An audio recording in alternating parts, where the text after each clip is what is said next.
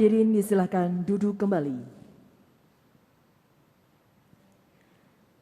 Yang terhormat Presiden Republik Indonesia, Wakil Presiden Republik Indonesia, yang kami hormati, para pimpinan lembaga negara, para Menteri Kabinet Indonesia Maju, para Gubernur, Bupati dan Wali Kota, dan seluruh tamu undangan yang hadir secara virtual. Assalamualaikum warahmatullahi wabarakatuh. Selamat pagi dan salam sejahtera bagi kita semua. Acara peresmian pembukaan Musyawarah Perencanaan Pembangunan Nasional tahun 2022 dimulai.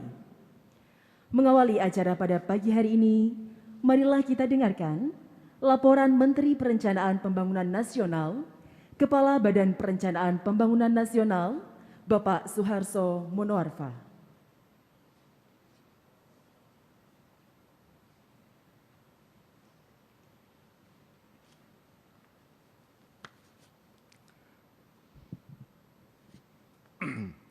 Bismillahirrahmanirrahim. Yang kami hormati Bapak Presiden Republik Indonesia, Bapak Wakil Presiden Republik Indonesia, para pimpinan lembaga tinggi negara, para Menteri Kabinet Indonesia Maju, para pimpinan lembaga pemerintah dan non-kementerian, para gubernur, bupati, wali kota se-Indonesia,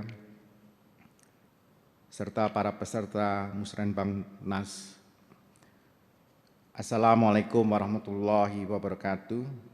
Selamat pagi, salam sejahtera bagi kita semua. Om Swastiastu, Namo Buddhaya, salam kebajikan. Alhamdulillah kita bisa hadir pada acara pagi hari ini dan terima kasih kepada Bapak Presiden yang hadir pada pagi hari ini. Demikian juga kepada Bapak Wakil Presiden. Bapak Presiden, Bapak Wakil Presiden, dan hadirin yang kami hormati. Seperti kita ketahui bahwa kita masih menghadapi tantangan penting untuk melakukan percepatan pemulihan ekonomi sebagai dampak pandemi COVID-19 yang dihadapi oleh hampir semua negara di dunia. Dan akhir-akhir ini konflik Rusia dan Ukraina juga menimbulkan berbagai permasalahan baru, termasuk antara lain gangguan rantai pasok, peningkatan harga komoditas, energi utamanya, dan lain sebagainya.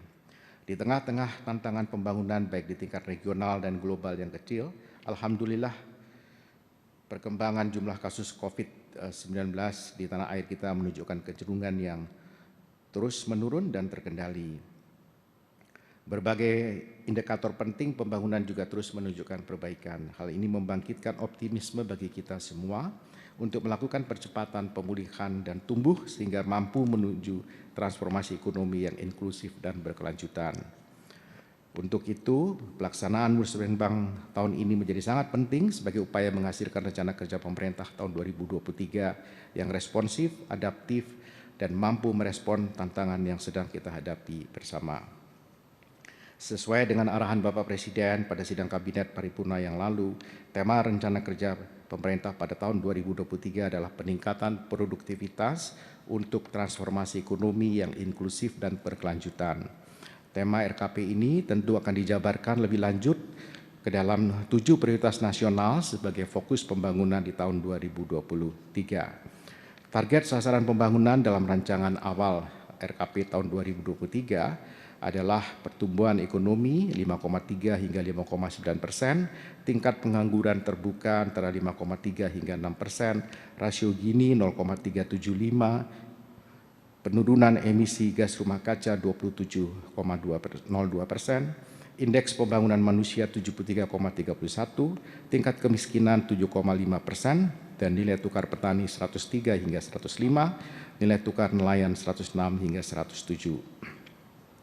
Dalam rencana kerja pemerintah tahun 2023 telah ditetapkan juga beberapa major project yang memiliki peran signifikan dalam mendukung capaian prioritas nasional, dan dalam menyusun major project ini diperkuat dengan penerapan mekanisme clearing house perencanaan untuk menjamin kemanfaatan output pembangunan bagi masyarakat, sehingga bukan hanya share tetapi deliver.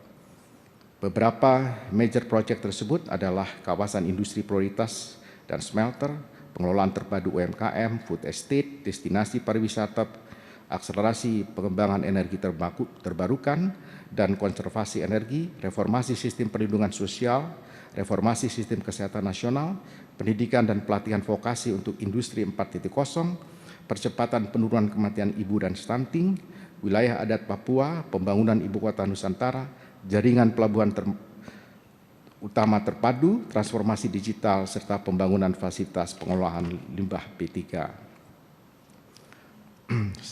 Salah satu kunci penting juga adalah transformasi ekonomi, yaitu memastikan terjadinya transformasi digital di Indonesia. Oleh karena itu, transformasi digital juga perlu dilakukan untuk diimbangi dengan industrialisasi digital, sehingga Indonesia tidak akan menjadi konsumen besar untuk produk digital impor, tetapi juga harus menjadi produsen besar digital yang memasok kebutuhan domestik dan luar negeri. Karena itu, Bappenas telah menyusun peta jalan industri digital Indonesia sebagai bagian dari transformasi ekonomi Indonesia. Bapak Presiden, Bapak Wakil Presiden, dan hadirin yang saya hormati, bahwa penyusunan RKP tahun 2023 telah melalui satu proses yang secara rutin telah kita ikuti dari tahun ke tahun, dan selanjutnya kegiatan ini akan dilanjutkan dengan satu pelaksanaan yang melibatkan seluruh kementerian, lembaga, dan pemerintah daerah, sehingga serangkaian kegiatan ini dapat menghasilkan dokumen perencanaan yang menjamin sinergi seluruh pelaku pembangunan antar instansi pusat dan daerah serta pemangku kepentingan lainnya. Sebelum mengakhiri laporan ini, izinkan kami melaporkan kepada Bapak Presiden bahwa Bappenas kembali menyelenggarakan kegiatan penghargaan pembangunan daerah yang diberikan kepada pemerintah daerah dengan perencanaan pencapaian dan inovasi pembangunan terbaik. Penghargaan pembangunan daerah tahun 2022 akan diberikan kepada 3 provinsi terbaik, 3 kabupaten terbaik, dan 3 kota terbaik, serta penghargaan khusus bidang ekonomi hijau dan rendah karbon dan inisiasi awal untuk sirkuler ekonomi. Selanjutnya kami mohon dengan hormat berkenan Bapak Presiden untuk memberikan arahan bagi seluruh peserta sekaligus membuka secara resmi Musyawarah Perencanaan Pembangunan Nasional tahun 2022 dalam rangka penyusunan rencana kerja pemerintah tahun 2023. Demikian yang dapat kami laporkan. Terima kasih. Assalamualaikum warahmatullahi wabarakatuh.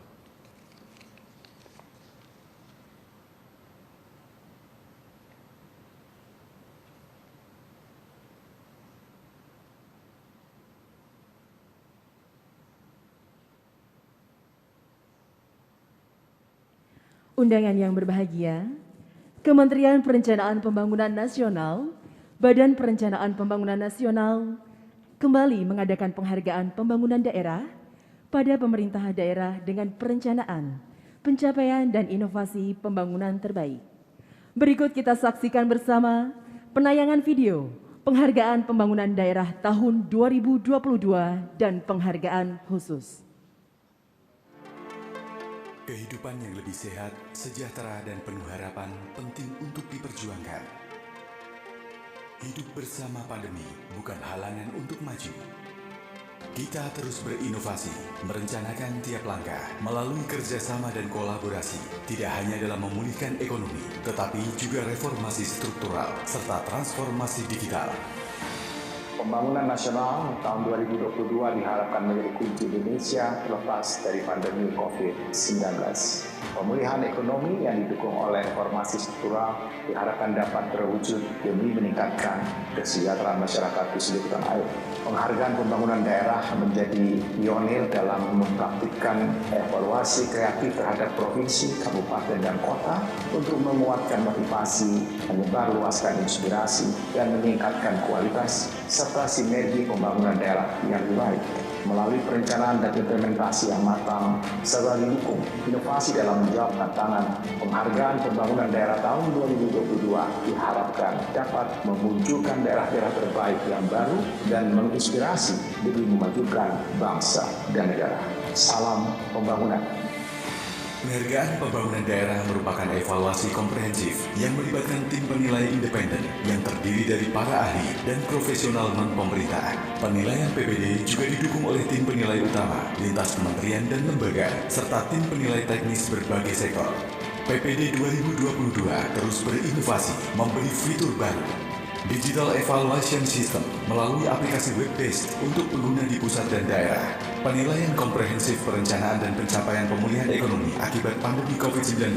Penguatan informasi daerah menyeluruh melalui perluasan sistem informasi kabupaten dan kota. Penguatan peran pemimpin dalam proses penilaian tahap presentasi dan wawancara. Seiring pandemi, penilaian dilakukan secara efisien menggunakan evaluasi berbasis digital dengan tahapan sebagai berikut. Tahap 1, penilaian data pencapaian, dokumen rencana kerja pemerintah daerah, dan dokumen inovasi.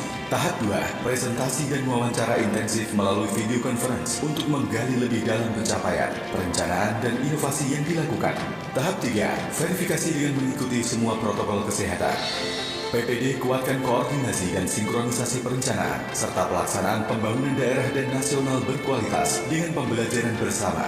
PPD memberi akses informasi dan keterlibatan akademisi, NGO, profesional, jurnalis, dan masyarakat dalam pembangunan daerah. PPD menyemangati sinergi lintas sektor di semua provinsi, termasuk kolaborasi antara kabupaten dan kota dengan program holistik dan integratif. PPD memberi kesempatan menciptakan program inovatif, solutif, dan sistematis, sehingga dampak baiknya terakselerasi dan lebih terukur demi majunya bangsa dan negara Indonesia. Para audiens yang terhormat, inilah daerah terbaik dalam perencanaan dan pencapaian PPD 2022. 10 provinsi terbaik tahun 2022. 10 kabupaten terbaik tahun 2022. 10 kota terbaik tahun 2022. Provinsi terbaik ketiga, Bengkulu. Inovasi aksi Rafflesia Stunting sebagai upaya integratif dan kolaborasi multi-stakeholders penanganan stunting. Provinsi terbaik kedua, Jawa Timur. Inovasi Jatim Puspa memberdayakan perempuan dan menggerakkan perekonomian masyarakat dan menurunkan kemiskinan. Provinsi terbaik pertama, Jawa Barat. Inovasi Simjawara menghilangkan penghambat investasi yaitu korupsi dan inefisiensi. Sistem informasi untuk karir pegawai berbasis meritokrasi. Kabupaten terbaik ketiga, Wonogiri. Inovasi sistem resi gudang, swab praktek tengkulak, harga beras stabil, mengajak milenial bertani, didukung Bank Jateng, Yasindo dan Temasek, serta ekspor ke Singapura, US dan Perancis. Kabupaten terbaik kedua, Sumedang. Inovasi Sipedo melibatkan berbagai stakeholders non-pemerintah daerah seperti Apindo, HIPMI, dan media dalam meningkatkan dan mempersiapkan angkatan kerja di dunia usaha dan industri. Kabupaten terbaik pertama, Bantai.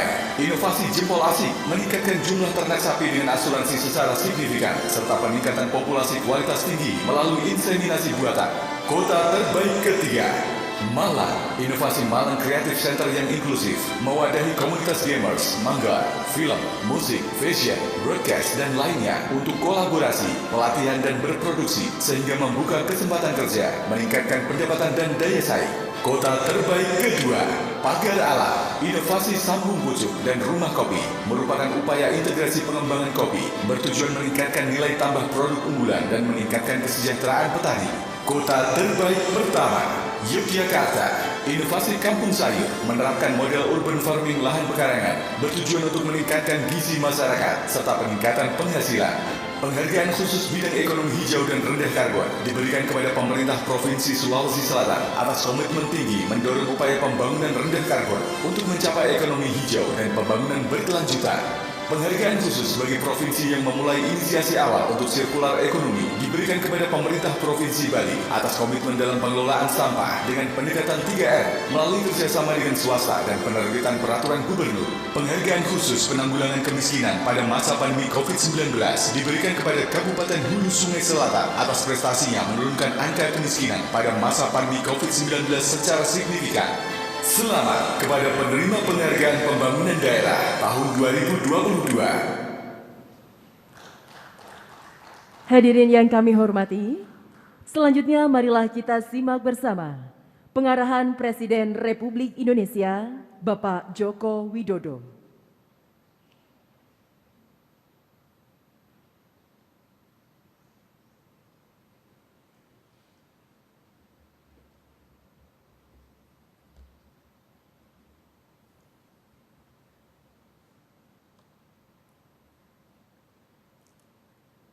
Bismillahirrahmanirrahim. Assalamualaikum warahmatullahi wabarakatuh. Selamat pagi, salam sejahtera bagi kita semuanya. Om Swastiastu, Namo Buddhaya, salam kebajikan. Yang saya hormati Bapak Wakil Presiden, yang saya hormati para pimpinan lembaga-lembaga negara, yang saya hormati para Menteri Kabinet Indonesia Maju, beserta para gubernur, bupati, dan wali kota dari seluruh tanah air, yang saya hormati para kepala bapeda provinsi, para peserta Musren Bangnas, yang saya hormati hadirin undangan yang berbahagia.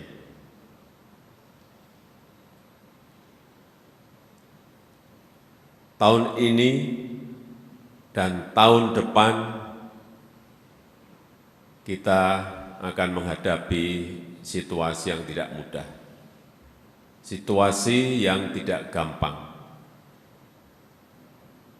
situasi ekonomi dan situasi politik global yang mengalami gejolak, yang penuh dengan ketidakpastian. Pandemi belum sepenuhnya berakhir, beberapa negara masih bergulat menekan penyebaran COVID-19, bahkan masih melakukan lockdown. Kemudian terjadi gangguan supply chain yang dampaknya kemana-mana, belum lagi dunia yang dihantam perang antara Rusia dan Ukraina yang memunculkan krisis energi dan krisis pangan. Dan akhirnya inflasi global meningkat tajam dan pertumbuhan ekonomi global juga akan mengalami perlambatan. Inflasi saat ini kalau kita lihat,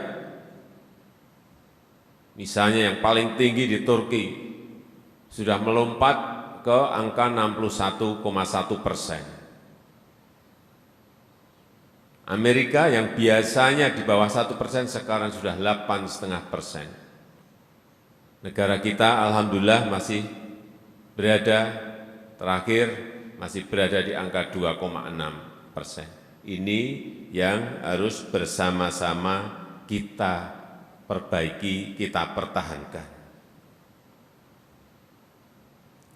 Saya memberikan gambaran seperti ini agar kita semua betul-betul waspada, betul-betul mengkalkulasi, menghitung secara detail, sehingga langkah antisipasinya tepat, langkah antisipasinya betul, benar. Dan kita harus betul-betul siap jika krisis ini berlanjut hingga tahun depan. Hati-hati semuanya. Semua kita harus memiliki sense of crisis. Jangan seperti biasanya. Jangan business as usual. Hati-hati, sense of crisis harus ada di kita semuanya. Sehingga kita harus ada perencanaan yang baik, harus ada skenario yang pas dalam menghadapi situasi yang tidak pasti ini.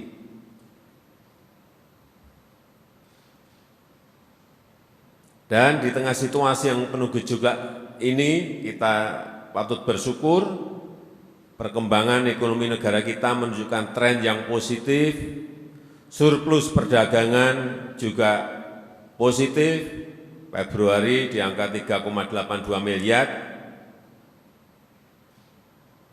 dan kemarin di Maret di angka 4,5 miliar surplusnya, ini sangat baik. Pertumbuhan kredit di Februari juga 6,33, naik dari Januari 5,79, ini juga menunjukkan tren yang baik. Kemudian PMI, Purchasing Manager Index Manufaktur, di bulan Maret juga membaik di angka 51,3, dari bulan Februari di 51,2. Indeks penjualan real ini juga sudah di atas normal. Maret kemarin di angka 14,5%.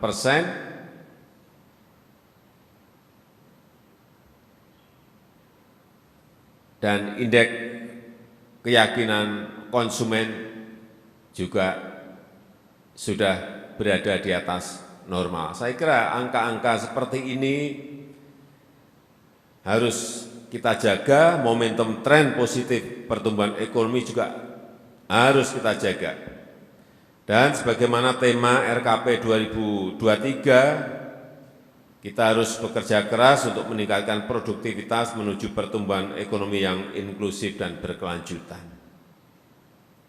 Bapak, Ibu, dan hadirin yang saya hormati, dalam menghadapi gejolak ekonomi global, saya menekankan beberapa hal yang kita bisa jadikan pegangan bersama-sama. Pertama, ini sudah 2 kali saya sampaikan, bekerja fokus untuk peningkatan tingkat komponen dalam negeri, TKDN. Artinya belanja barang dan jasa, barang modal, belanja barang modal dan jasa harus diarahkan kepada pembelian produk-produk dalam negeri. Saya ingatkan lagi, potensi belanja barang dan modal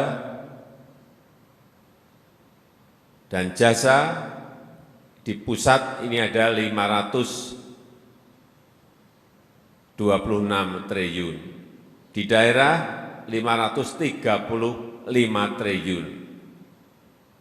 Artinya total sudah 1.062 triliun, plus BUMN 420 triliun. Ini angka yang besar sekali. Jangan sampai sekali lagi angka yang sangat besar sekali ini dibelanjakan untuk barang-barang impor, sehingga produksi dalam negeri tidak berkembang meningkat. Arahkan semuanya pembelian ke produk-produk dalam negeri.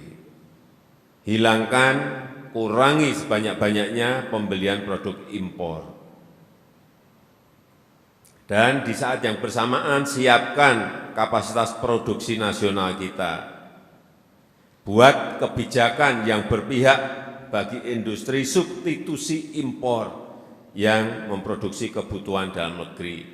Misalnya jagung masih impor, tanam jagung. Kenapa? Tanam jagung dimanapun juga tumbuh. Kenapa masih impor? Kedelai kita juga masih impor. Padahal banyak daerah yang sesuai untuk penanaman kedelai. Lakukan ini.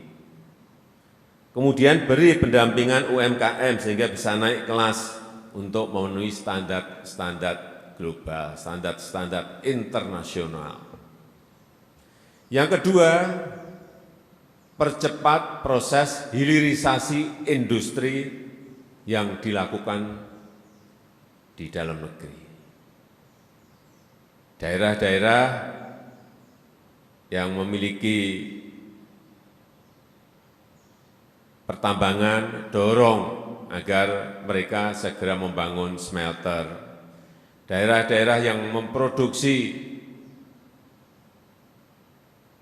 coklat, kopi misalnya, dorong agar mereka masuk ke industri di daerah kita masing-masing agar meningkatkan nilai tambah yang berlipat-lipat dan membuka lapangan pekerjaan yang sebesar-besarnya untuk rakyat.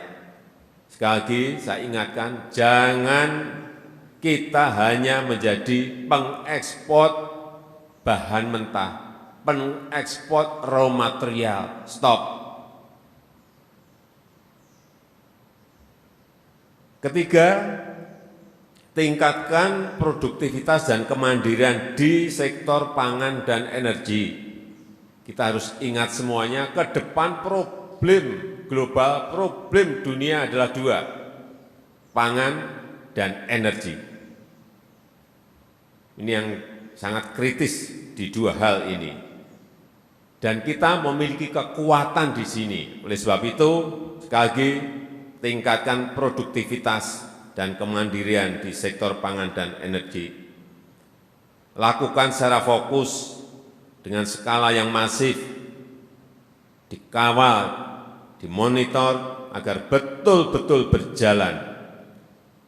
Yang keempat, tingkatkan investasi yang akan menciptakan lapangan kerja yang sebanyak-banyaknya. Ini rebutan antar negara. Kalau pelayanan perizinan kita belum cepat, di pusat maupun di daerah, segera sederhanakan dan percepat, layani semua yang berkaitan dengan investasi. Karena kita tidak dapat lagi bergantung kepada APBN dan APBD. Hati-hati mengenai ini. Oleh sebab itu, kita harus kreatif mencari sumber-sumber pembiayaan baru yang inovatif. Dengan terus meningkatkan kemudahan berusaha dan daya tarik investasi. Yang kelima, tahun depan kita akan memulai lagi ketentuan sesuai regulasi defisit di bawah 3% PDB. Karena itu perencanaan harus betul-betul rinci, perencanaan harus betul-betul detail, harus betul-betul tepat. Lakukan penajaman belanja, sehingga kualitas belanja semakin baik, semakin meningkat. Optimalkan penerimaan perpajakan. Yang keenam, agenda-agenda strategis untuk peningkatan SDM, peningkatan sumber daya manusia harus terus berjalan. Percepatan kemiskinan ekstrem, angka stunting yang kedua harus diturunkan. Peningkatan kualitas SDM melalui transformasi di bidang kesehatan. Peningkatan akses dan kualitas pendidikan dan juga upscaling, reskilling tenaga kerja agar semakin produktif dan kompetitif. Yang ketujuh, kita harus mempersiapkan pelaksanaan pemilu yang tahapannya dimulai nanti di Juni tahun 2022. Saya minta seluruh kementerian, lembaga, dan pemerintah daerah, provinsi, kabupaten, dan kota mendukung pelaksanaan tugas KPU dan Bawaslu, termasuk tentu saja dukungan anggaran, baik dari APBN maupun APBD, agar pemilu terselenggara dengan baik, sukses, dan lancar. Saya rasa itu saja yang ingin saya sampaikan dalam kesempatan yang baik ini, dan dengan mengucap Bismillahirrahmanirrahim, Musrenbang Nasional Rencana Kerja Pemerintah RKP tahun 2022 saya nyatakan dibuka. Terima kasih. Wassalamualaikum warahmatullahi wabarakatuh.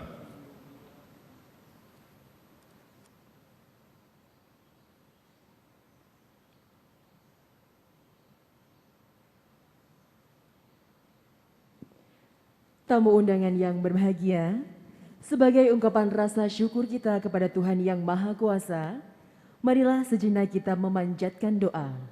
Doa akan dipimpin oleh Bapak Sudarjat.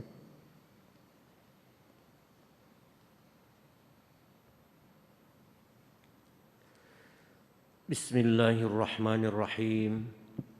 Alhamdulillahi Rabbil Alamin. Allahumma salli wa sallim ala Sayyidina Muhammadin wa ala alihi wa sahbihi ajma'in. Ya Rabbana, kami bersyukur atas nikmat karunia-Mu sehingga pada pagi hari ini di bulan yang penuh berkah, kami dapat mengikuti secara virtual acara peresmian pembukaan Musyawarah Perencanaan Pembangunan Nasional tahun 2022. Ya Allah, kami memohon kepadamu dengan kedudukan mulia di sisi senganamu, dengan namamu yang maha agung, kebesaranmu yang maha tinggi, dan kalimatmu yang maha sempurna. Berkahilah semua langkah dan upaya kami dalam peningkatan produktivitas untuk transformasi ekonomi yang inklusif dan berkelanjutan. Bukakanlah cakrawala pikiran kami agar bersinergi positif dalam percepatan pembangunan guna penguatan infrastruktur ekonomi kerakyatan dan pelayanan dasar bagi masyarakat. Jadikanlah itu semua nilai ibadah dan nilai ilmu, sehingga bermanfaat bagi kami, masyarakat, bangsa, dan negara Indonesia yang kami cintai. Bimbinglah dan sinarilah dengan kasih sayang-Mu hati dan jiwa kami. Satu padukan hati kami, mudahkan ikhtiar kami, serta anugerahkan kepada kami kecerdasan dalam berpikir, kesungguhan dalam berkarya, dan keikhlasan dalam bekerja, agar kami dapat terus berkarya untuk kemajuan dan kesejahteraan bangsa dan seluruh rakyat Indonesia, sehingga bangsa Indonesia menjadi bangsa yang maju, kuat, bermartabat dan sejahtera, serta berada dalam naungan ampunan dan ridho-Mu. Tumbuh suburkanlah pada hati kami sifat amanah, agar kehidupan kami terhindar dari segala fitnah. Ya Rabbana, Engkau Maha Pengampun, wahai Zat yang ampunannya lebih luas dari dosa dan kesalahan hamba-Nya. Ampunilah dosa dan kesalahan kami, dosa dan kesalahan orang tua dan para pendahulu kami serta para pemimpin kami. Rabbana taqabbal minna innaka as-sami'ul 'alim wa tub 'alaina innaka antat tawwabur rahim. Rabbana atina fid dunya hasanah wa fil akhirati hasanah wa qina azabannar. Walhamdulillahi rabbil alamin. Hadirin yang kami hormati, demikianlah seluruh rangkaian acara peresmian pembukaan Musyawarah Perencanaan Pembangunan Nasional tahun 2022 selesai. Selanjutnya, Presiden Republik Indonesia berkenan meninggalkan tempat acara. Hadirin dimohon berdiri.